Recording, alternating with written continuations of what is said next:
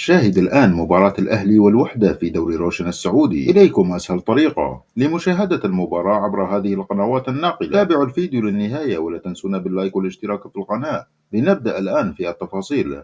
مباراة الأهلي والوحدة في الجولة الثانية عشر من دوري روشن السعودي 2024-2025 تقام الآن في مساء اليوم الجمعة 29 نوفمبر تشرين الثاني 2024 على ملعب مدينة الأمير عبد الله الفيصل الرياضية بجدة، وتنطلق المباراة في تمام الساعة 8 مساء بتوقيت مكة المكرمة والسابعة مساء بتوقيت القاهرة. كيف يمكنكم مشاهدة هذه المباراة؟